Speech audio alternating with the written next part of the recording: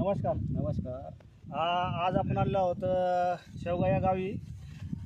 हे आहेत आपले तिकांडे पाटील, ज्यांचा हा कपाशीचा प्लॉट आहे. आपण यांना सुरुवातीपासून बेसल डोस असेल, ड्रिचिंग असेल, फवारणी असेल, हे 100% यांना आपण धन्वंतरीचे प्रोडक्ट दिलेले आहे. आज यांना आपण ड्रिचिंगमधून RPS 76 दिलेलं आहे. त्यानंतर आपण यांना दुसरी ड्रिचिंग RPS 76 आणि बॅक्टरीची दिलेली आहे. आता हा प्लॉट जवळपास 2 महिन्याची लागवड आहे समजा झालेली. तर यांना 2 महिन्यामध्ये या आपल्या धन्वंतरीचे प्रोडक्टचे काय काय रिझल्ट आलेत ते आपल्याला हे स्वतः सांगणार आहेत. तुम्हाला धन्वंतरी प्रोडक्ट वापरून काय काय रिझल्ट आले थोड्यात? म्हणजे आम्ही जवळ 6-7 वर्षापासून इथे काम करतो, पण आजपर्यंत आम्ही म्हणजे सर आपले नियमान दुसरे औषध वापरायचं. पण ज्यावेळेस ह्यावेळेस करोड साहेबांनी तुमची भेट झाली, काकडे साहेबाची, सांगितलं बाबा आमचं एवढं तुम्ही प्रोडक्ट वापरून बघा धन्वंतरीचं. नंतर आम्ही यावेळेस काय केलं, RPS 76 ड्रिचिंग केलं आणि फवारणी दिली. एवढा रिझल्ट मस्त आला म्हणजे याची कवळकी आणि फांद्या गेला पाते, म्हणजे याचा कलर बा अजूनपर्यंत गेलेला नाही. म्हणजे रिझल्ट चांगले आलेले. मी स्वतः घरी माझी शेती एक तर तिथं मी प्रयोग केलेलं आहे, तिथं वापरलेलं आहे. मी तिथं ड्रिचिंग केली मी पंपानं आणि परत एक फवारणी केलेली. बरं, आपण हे धन्वंतरीचे प्रोडक्ट वापरले ह्या शेतावरीचं आणि बाकीकडे बी काही कपाशी प्लॉट आहेत, त्याच्यामध्ये याच्यामध्ये तुम्हाला काय डिफरन्स? नाही फरक गेला, बराच फरक आहे. म्हणजे कवळकी असेल किंवा हाईट असेल किंवा पात्याची संख्या असेल, बोंडाची साईज असेल. बाजूला प्लॉट आहे इकडे एक बाजूलाच, तो आधी त्याच्यापेक्षा म्हणजे ते भारी प्लॉट दिसत होता. पण नंतर मग आम्ही जे ट्रीटमेंट केली तुमची RPS 76ची, ते म्हणाला तुम्ही असं कोणती जादू केली की तुमचा प्लॉट आमच्यापेक्षा पण मोठा गेला लगे.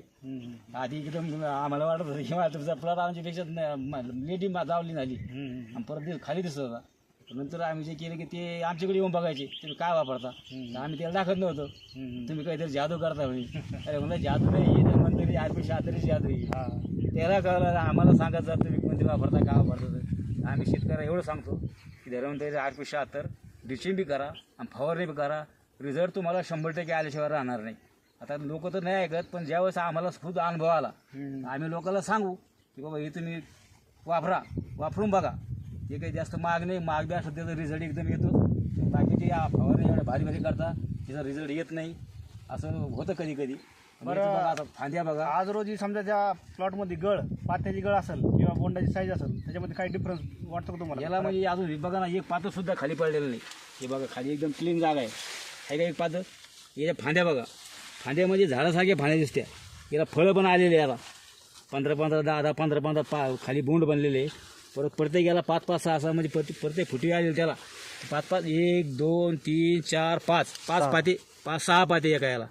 एका फुटीवर 6 पाते.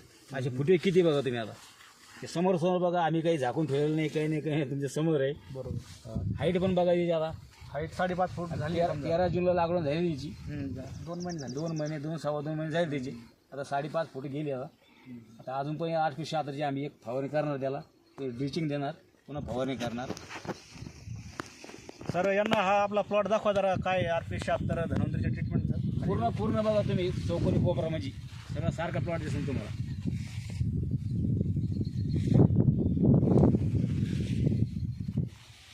जबरदस्त प्लॉट. म्हणजे लाल कोळी नाही अजून, नाही काहीच नाही, अटॅक नाही, काहीच नाही. पूर्ण कवळगी राहतो.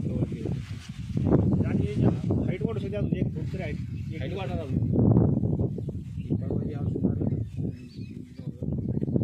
ट्रीटमेंट योग्य वेळी जर वापरली तर 100% देतो फायदा मिळेल.